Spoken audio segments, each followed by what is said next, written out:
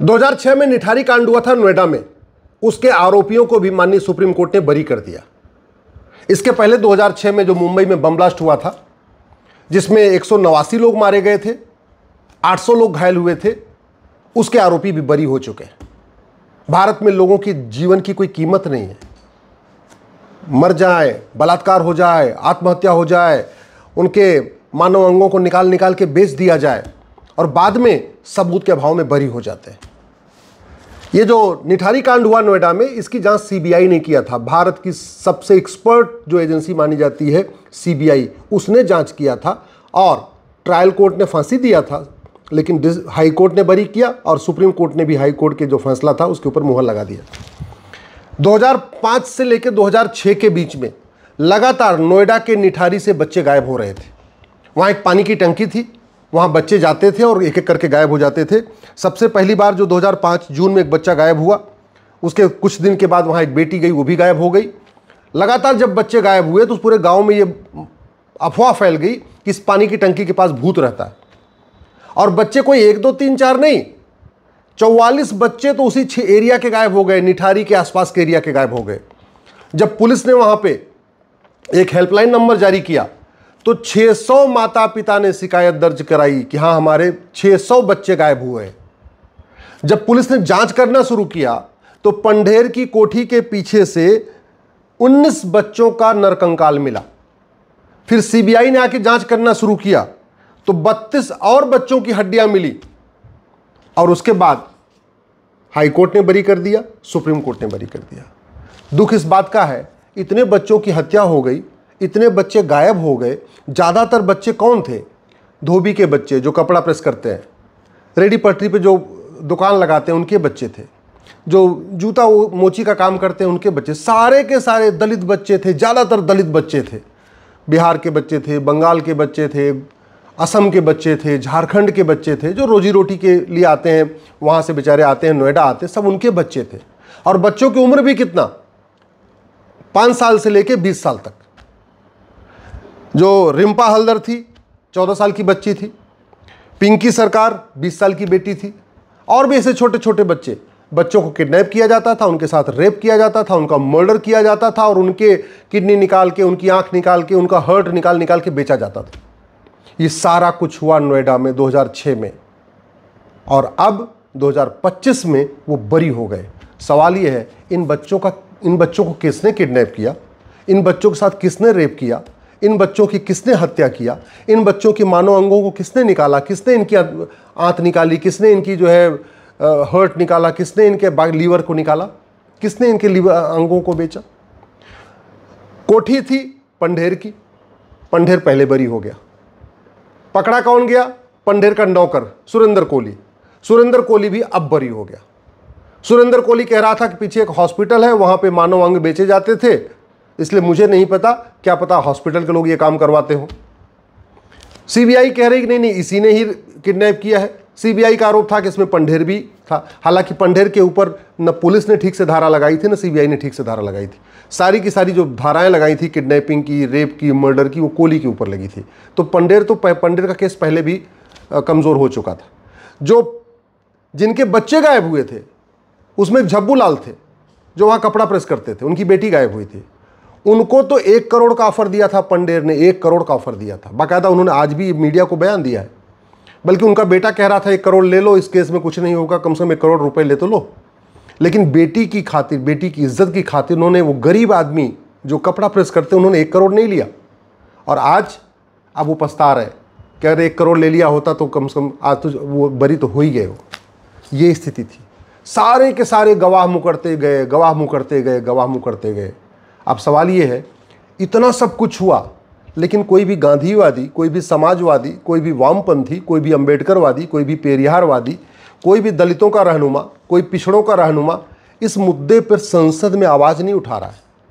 कि एक भी सांसद संसद में नहीं कह रहा है कि बम ब्लास्ट वाले छूट गए, मुंबई वाले, निठारी कांड वाले भी छूट रहे हैं, पुलिस रिफॉर्म होना चाहिए, पुलिस चार्टर लागू होना चाहिए। एक भी नेता ये नहीं कह रहा है कि लगातार लोगों की हत्या करने वाले बलात्कारी छूटते जा रहे हैं सबूत के अभाव में, भारत में जुडिशियल रिफॉर्म होना चाहिए, जुडिशियल चार्टर लागू होना चाहिए। कोई भी गांधीवादी, समाजवादी, लोहियावादी, वामपंथी संसद में खड़े होकर आवाज़ नहीं उठा रहा है कि हाँ भारत में एक एडमिनिस्ट्रेटिव रिफॉर्म होना चाहिए, एडमिनिस्ट्रेटिव चार्टर लागू होना चाहिए, सिटीजन चार्टर लागू होना चाहिए, एविडेंस चार्टर लागू होना चाहिए, विटनेस चार्टर लागू होना चाहिए। आज तक मैं पहले भी कई बार कह चुका हूं, अगर ये जो अमेरिका का फेडरल पिनल कोड है ना, हमने अगर आईपीसी की जगह इसको लागू कर दिया होता तो बहुत सारी समस्याओं का समाधान हो जाता। बहुत अच्छी किताब है। दुर्भाग्यवश हमारे यहाँ जो ये कानून का ड्राफ्ट बनाने वाले नौकरशाह हैं, ये देश के साथ ऐसी गद्दारी करते हैं कि जब कोई भी कानून का ड्राफ्ट बनाना होगा तो ये नहीं देखेंगे कि सिंगापुर में क्या चल रहा है, अमेरिका में क्या चल रहा है, जापान में क्या चल रहा है, चीन में क्या चल रहा है, नहीं देखेंगे, यहीं बैठे बैठे ड्राफ्ट बना दे देंगे। और चूंकि मंत्रियों को ज़्यादा कानून का ज्ञान नहीं होता तो जो नौकरशाह बना के देते हैं, मंत्री उसको पार्लियामेंट में पेश कर उसको पास करा देते हैं। अगर हमने फेडरल पिनल कोड लागू किया होता तो बहुत सारी समस्याओं का समाधान हो जाता। 75 साल हो गए आज़ादी के, आज तक हमने स्टैंडर्ड क्वेश्चनायर ही नहीं बनाया। अरे भैया, हत्या अगर किसी की हुई, चाहे वो कश्मीर में हुई, चाहे केरल में हुई, चाहे वो कच्छ में हुई, चाहे कामरूप में हुई, हत्या तो हत्या है। तो हत्या पे जो पुलिस को सवाल पूछना है, वो सवाल तो कम से कम 100 सवाल, 150 सवाल, 200 सवाल, उसका एक स्टैंडर्ड ड्राफ्ट बनाया जा सकता है कि पूरे देश में कहीं पे भी हत्या हो, ये 100 सवाल तो पुलिस को पूछना ही पूछना है। कहीं पे भी बलात्कार हो, वो बलात्कार के लिए एक स्टैंडर्ड फॉर्मेट हम बना सकते हैं। भैया बलात्कार होगा तो आपको ये 100 सवाल या 150 सवाल पूछना है। किडनैपिंग होगी तो ये 50 सवाल, 100 सवाल पूछना है। किसी भी तरीके का क्राइम हो, हर तरीके के क्राइम को कैटेगराइज करके उसके ऊपर स्टैंडर्ड सवाल हम पूछ सकते हैं। जो बाद में क्रॉस एग्जामिनेशन होता है कोर्ट में, जो जिरा होती है, जो वकील वहां पे सवाल पूछते हैं, वो सवाल पुलिस ही अगर शुरुआत में पूछ ले तो बहुत हद तक काम आसान हो जाएगा। दूसरा, हम झूठ को गंभीर अपराध घोषित क्यों नहीं कर रहे? अगर किसी अपराधी को पकड़े और पुलिस पहले ही बता दे, एफआईआर के साथ ही जब पूछताछ करती बता दे कि देखो भैया सच सच बताना, झूठ बोलने पे 10 से 20 साल की सजा होगी, ऐसा अगर कानून बन जाए तो जो अपराधी होगा वो झूठ बोलने से पहले 10 बार सोचेगा। और पुलिस ये भी बता दे कि झूठ मत बोलो, क्योंकि अभी तुम अगर जो सवाल हम पूछ रहे हैं, यही सवाल हम तुमसे, जो 100 सवाल अभी हम मौखिक पूछ रहे हैं, यही 100 सवाल हम लाई डिटेक्टर में भी पूछेंगे, यही 100 सवाल हम नार्को में भी पूछेंगे, यही 100 सवाल हम ब्रेन मैपिंग करके भी पूछेंगे। तो जो आरोपी है ना, वो समझ में आ जाएगा कि अभी तो हमसे मौखिक सवाल पूछा जा रहा है, बाद में हमारा पॉलीग्राफ टेस्ट भी होगा, बाद में हमारा ब्रेन मैपिंग भी होगा, बाद में हमारा लाई डिटेक्टर भी होगा, बाद में हमारा नार्को टेस्ट भी होगा। और अगर इसमें कहीं मिसमैच हुआ तो 10 से 20 साल की सजा होगी। तो जानते हैं, पूरा का पूरा चांस है कि जो आरोपी होगा उस सजा से बचने के लिए सच बोल देगा। अगर हम गवाहों के जब बयान लेते हैं, अगर हमारे पास एक कानून हो कि झूठी गवाही गंभीर अपराध है, और जब भी कोई गवाही देने आए उससे पहले बता देंगे, देखो भैया सच सच गवाही देना, अगर गवाही तुम्हारी झूठी साबित हुई तुम्हें 10 से 20 साल सजा होगी। अगर एक बार आ भी गया होगा ना 10-20 हज़ार रुपये लेके झूठी गवाही देने, वहीं कोर्ट से भाग जाएगा, बोले मैं गवाही नहीं दूंगा, ये पकड़ो 10 से 20 हज़ार रुपये। चाहे वो पंढेर हो, चाहे मुंबई के आरोपी हो बम ब्लास्ट करने वाले, ये इतने बड़े सिंडिकेट लोग चलाते हैं। ये लोग ऐसे ही, पंढेर ने किया कि नहीं किया मुझे नहीं पता, इसमें गवाह खरीदा कि नहीं खरीदा, या मुंबई के जो बम ब्लास्ट के आरोपी थे उन्होंने गवाह खरीदे कि नहीं खरीदे मुझे नहीं पता, लेकिन कहीं ना कहीं भ्रष्टाचार है, कहीं ना कहीं घटिया कानून है, उसका खामियाजा आम जनता भुगत रही है। पूरे देश में पुलिस का काम अपराध रोकना है, तो फिर 1861 वाला पुलिस एक्ट आज भी क्यों चल रहा है? क्यों नहीं एक हम पुलिस यूनिफॉर्म पुलिस कोड बनाते हैं, one nation one police code बनाते हैं, एक पुलिस चार्टर लागू करते हैं, पुलिस के कैटेगराइजेशन करते हैं कि ये अपराध इंस्पेक्टर लेवल पे जांच होगी, ये अपराध की जांच डिप्टी एसपी करेगा, ये कैटेगरी के अपराध होंगे तो इसको सब इंस्पेक्टर जांच करेगा। सारे अपराधों का एक हम पर्टिकुलर क्वेश्चनर क्यों नहीं बना देते? हम झूठ को गंभीर अपराध घोषित क्यों नहीं कर देते? कि नार्को पॉलीग्राफ ब्रेन मैपिंग के लिए हम साक्ष्य अधिनियम में शामिल क्यों नहीं कर देते? एक हम सिटीजन चार्टर क्यों नहीं लागू कर देते कि भैया झूठी शिकायत करोगे, झूठी जांच होगी, झूठी गवाही होगी, झूठा हलफनामा होगा तो नागरिकता खत्म हो जाएगी। सिटीजन चार्टर हम क्यों नहीं बना देते? हम एविडेंस चार्टर क्यों एक नहीं बना रहे कि भैया एविडेंस देना है आपको तो ध्यान रखना 10 से 20 साल की सजा भी है, और एविडेंस में आपको ये सवाल पूछने हम आपसे पूछेंगे, और ये सवाल हम आपसे मौखिक भी पूछेंगे, हो सकता है ज़रूरत पड़ने पे इन सवालों पे हम आपका पॉलीग्राफ भी कर लें, लाई डिटेक्टर टेस्ट भी कर लें। क्या दिक्कत कहाँ से आ रही है?